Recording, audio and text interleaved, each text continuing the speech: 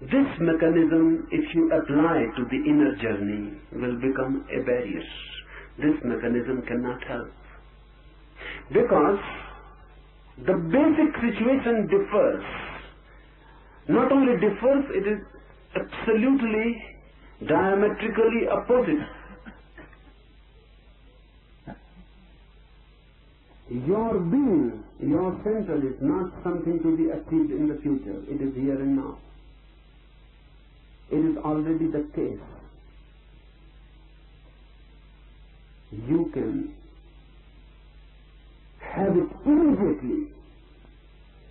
No time is needed to move to it. Really, no movement is needed. Just an awareness, and you are there. You have not moved away. You are just unaware. You have not gone anywhere so that you have to come back. You have never gone in reality, only in dream. You are sleeping in Mount Abu and dreaming of London, and someone suddenly awakes you. Will you be awake in London or in Mount Abu? Or will you tell that, wait, I am in London and now I will need to come back to Mount Abu? No, from a dream. If you are awakened, you are suddenly here. The dream world, the dream journey disappears completely. You are not to come back because you had never gone away. Your being, your center is here and now. It cannot be made an object of desire. You cannot desire it. And if you desire it, you will miss it. Your very desire will become the barrier.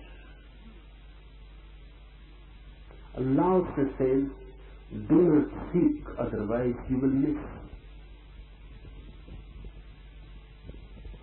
Do not seek and find. Looks absurd. Do not seek and find looks illogical. It is not. It looks illogical because we know only one logic, the logic of desire. If someone says, do not find riches, do not seek riches, and you will find, it is illogical. You will never find. If someone says, don't long for worldly things, and you will find them, nonsense. You will never find them. You will have to seek. Then too it is difficult to find them.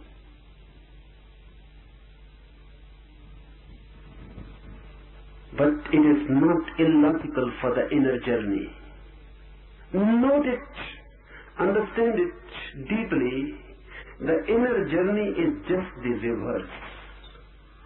From center to periphery, this is the way. Create an object of desire and then move towards it. Just the reverse is the way which goes in. Don't create any object of desire. And don't move. And you will reach it. Because you are already there. Any movement, anywhere, and you will miss your center. No movement, and you are there, suddenly awakened. But because we know only one logic, one method to reach a certain thing, we go on applying it towards the inner journey. That creates hindrances. They are self-created. Nothing is to be done to reach the center. I repeat, nothing is to be done to reach the center. It is there. If you can be in a non-doing movement, you will find said, non-doing is the doing for the inner center. Non-desiring is the way for the inner center. Just being, not becoming, is the gaining of it. But the mind will ask what to do. Even if I say, don't do anything, the mind will constantly go on asking, but how? How not to do anything? What to do to achieve this non-doing, this non-action? How it is to be achieved, and how means something is to be done. So one secret I will tell you. All the techniques of meditation, the one which we will be doing just after the talk, all the techniques are really just toys to play with. Because the mind goes on asking what to do, so the technique supplies you. Do this. By that doing, you are not going to reach the center.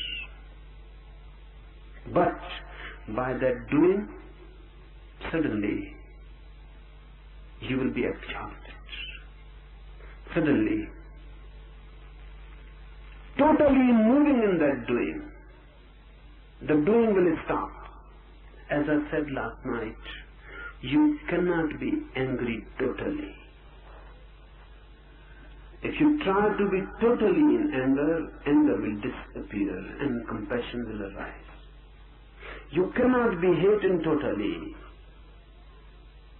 If you hate totally, at the climax, hate will disappear and love will arise. You can be in love totally.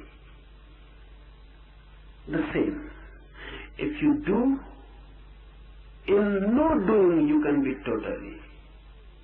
Your being remains out of it.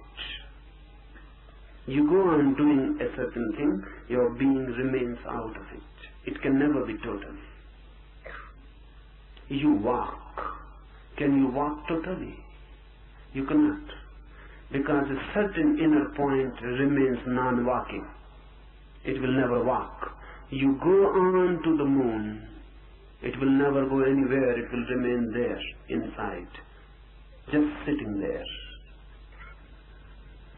That's why if you love, and your love is an act, an action, then your love too cannot be total. If you are doing love, if you are making love, love too cannot be total, because no action can be total. The being remains out. The love can be total only if you become love. It is not a doing. You are love. You are not making love. Your very being is love. That's why hate cannot be total, because your being can never become hate. You can hate someone, but your being can never become hate. Your being can become love. No doing, no action can be total. Only being can be total. So I will suggest you a method to do. And the trick, I may be allowed to call it a trick. And the trick is this, that if you go totally in it, suddenly a moment will come, all doing will cease, all effort will cease, and you will be thrown back to your center. And there will be no doing, no effort. Simple existence, innocent existence, just being. Tanka, one Zen master, was standing on a hill. just standing. 3 persons were walking, just taking a morning walk. So they started talking about Tanka, what he is doing there. The first one said, sometimes he goes there to find out his cow. The cow, it seems, didn't return in the night back. So he has gone there and he's just looking from a high point where the cow is. But the second one says, this seems not right.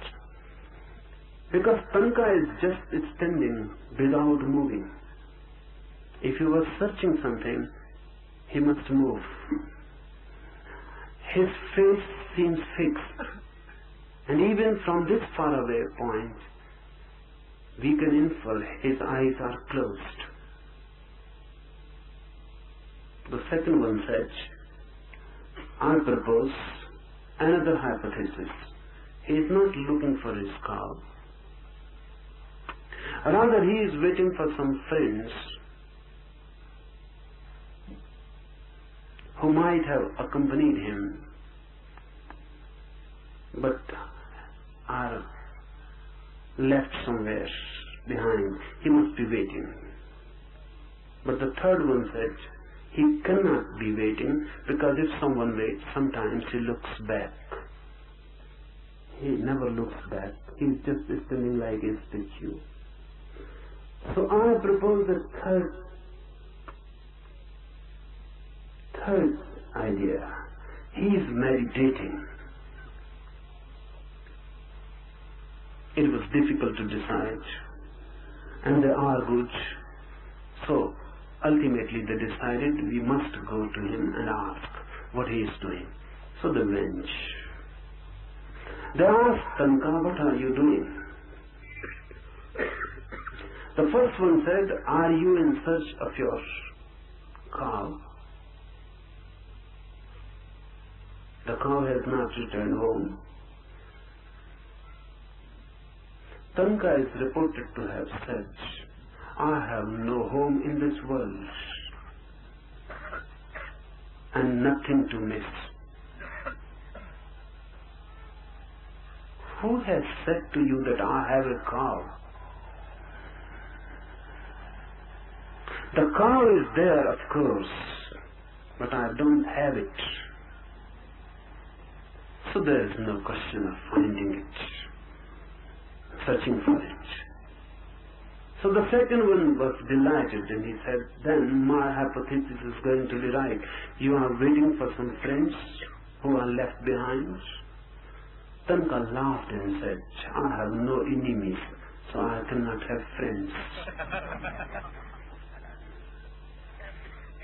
And I am alone, so I cannot leave someone behind. I came alone in this world.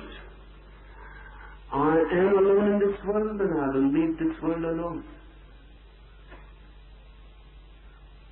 So I am neither disturbed by enemies nor by friends. Then the third one was, of course, delighted. And he said, now nothing is left, and my hypothesis is right. You are meditating, are you not? Tanka said, I am not meditating. Because really I am not doing anything. I am just standing. I am. I am existing, not doing anything. But this is meditation. Meditation is not doing something. But you cannot take a jump immediately into non-doing. So I suggest, make your doing total. Move into it so deeply and so totally that suddenly the doing drops. and you are alone left, just existing, just like a tree, of course aware, but just like a tree, just like a flower, aware, but just like a flower existing, just like a stream flowing, aware, but just like a stream. No mind, just you alone, no thoughts. When there are no thoughts, you cannot move from the center. You move through thoughts. Thoughts are the ways towards the periphery, and no thought is dropping back to the center. Now, I will tell you something about the technique we are going to use. 4 steps. First step, 10 minutes fast, chaotic breathing with no system. This is not a yoga exercise. Chaotic, anarchic. Why? Because if you use any systematic breathing, any rhythm, the mind can control it. Mind can control any system. Mind is the great systematizer. So we are here to break the systems, the system of the mind. So breathe chaotically like a madman. Fast. Take the breath in as much as you can and throw it out. Take it in and throw it out. Fast with no rhythm. So that mind is just socked. And breathing is a great device to sock the mind. You must remember that with every emotion, breathing changes. And every emotion has its own system of breathing. When you are in love, breathing is relaxed. When you are angry, breathing can never be relaxed. When you hate someone, breathing is different. When you are in compassion, breathing is different. When you are at ease, breathing is so silent that you cannot even feel it. When you are tense, breathing cannot be silent. You can feel it. This chaotic breathing belongs to no emotion. So simply by doing it, you transcend emotions and the mechanism of the mind. And the mind is just thrown off. It cannot continue. 10 minutes mad, fast breathing. Second step is a deep catharsis.